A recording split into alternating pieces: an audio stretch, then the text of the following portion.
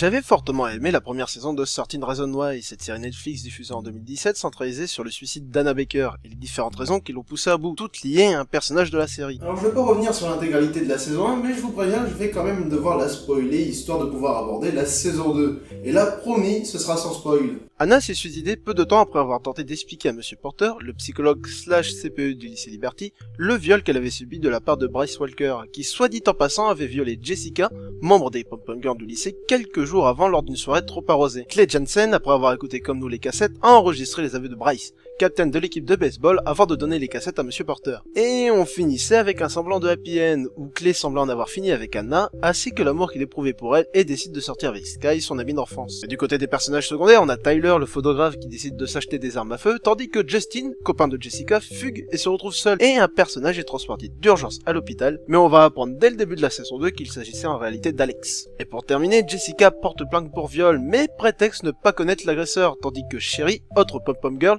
avoue être responsable de l'accident de voiture qui a provoqué la mort de Jeff Atkins, le joueur de baseball et ami de Clay. Bref, une fois tous ces bons souvenirs remémorés et un retour en PLS plus tard, la saison 2 commence sur l'ouverture du procès entre la famille d'Anna et le lycée Liberty, que l'on nous a teasé tout au long de la saison 1. Chaque épisode nous présente le témoignage d'un des personnages de la série et la relation qu'il avait avec Anna. Les rôles s'inversent alors par rapport à la saison 1, où Anna nous donnait sa version des faits et sa vision des personnes. Ici, on en apprend beaucoup plus sur qui elle était au quotidien, comment les autres l'apercevaient, ce qui nous permet de nous la présenter différemment, en ne se contentant plus des moments les plus durs et les plus tristes qu'elle a vécu, ou sur les moments passés entre Clay et Anna, largement évoqués dans la saison 1. D'ailleurs, Clay continue de jouer un rôle important, en tentant de divulguer la vérité sur la mort d'Anna, et aussi sur les viols perpétrés par Bryce, notamment en voulant en apprendre plus sur les fameux Polaroids, que l'on a tous vus dans les bandes annonces. Et micro-spoil, les Polaroids ne sont pas aussi importants que ce que pouvaient laisser nous faire croire les bandes annonces. Si on regarde la bande annonce, on a l'impression d'avoir des cassettes version photo, alors qu'en fait les Polaroids sont plus des éléments de fond pour l'intrigue. Mais bref, dans cette saison, on retrouve des personnages bien connus qui prennent de plus en plus d'ampleur au fur et à mesure de la série. Pour notamment citer Jessica et l'histoire de son viol qui doit faire face au regard des autres lycéens suite à son dépôt de plainte. Alex et son tentative de suicide qui cherche à se souvenir de la raison qui l'a poussé à l'acte. Zach qui semble tiraillé suite à l'écoute des cassettes et qui passe beaucoup de temps entre Alex mais aussi Bryce, ce dernier ayant désormais l'étiquette de l'antagoniste. Sans oublier de mentionner Tyler et ses nouveaux amis, Justin plus mal que jamais ou encore Monsieur Porter qui essaye de se racheter, lui qui n'a pas su comprendre et aider Anna alors que c'était son métier. Bien évidemment, Tony continue d'être fortement présent et 11 nouveaux personnages ont été ajoutés. On peut notamment citer 3 d'entre eux, Sirius, un lycéen anarchiste et pote de Tyler, Chloé, la copine de Bryce, et Nina, dont je me retiendrai d'en parler pour ne pas vous spoiler la saison.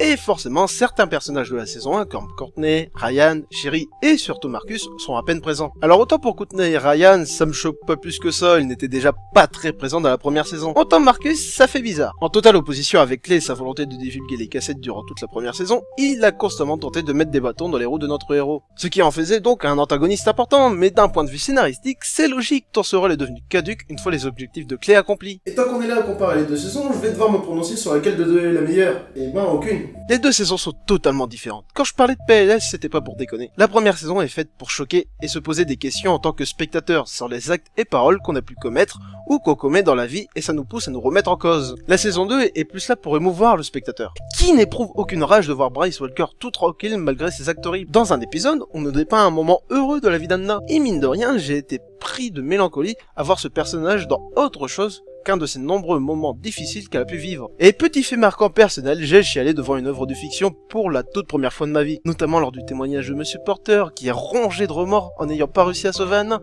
et surtout lors du dernier épisode, à 2 reprises en plus. Bon, ce dernier épisode nous a aussi rappelé à quel point le monde est une pute, mais pour ça, faut regarder l'épisode histoire de mieux me comprendre. La saison 2 peut paraître moins marquante à première vue, mais à titre personnel, je dirais qu'elle est moins choquante. La saison 1 avait parfaitement rempli ce critère, et les gars derrière la série ont eu totalement raison de partir sur une autre voie, tout en préservant une forme de continuité avec la précédente saison. De toute façon, si nous avions une saison 2 identique à la première, les gens se seraient encore plus plaints. Et Certain Reason Why continue d'aborder des sujets graves de notre société. Le viol et toutes les conséquences qui en découlent sont ici traités avec sûrement la volonté de pousser les personnes victimes à sortir de leur silence. L'addiction à la drogue est également un sujet abordé dans cette saison, mais pour terminer, la série essaye de nous faire comprendre que les personnes sujettes à des pulsions suicidaires ou à tout autre problème peuvent être aidées à aller mieux. Certaines raisons de la saison 2, c'est donc différent, mais ça n'oublie pas pour autant les bonnes idées idées qu'avait eu la première saison et en restant une série excellente. Et si vous êtes incapable d'accepter le changement, je vous conseille de vous entraîner pour la saison 3 au vu de l'importante page qui vient d'être tournée et des nouveaux sujets qui seront abordés.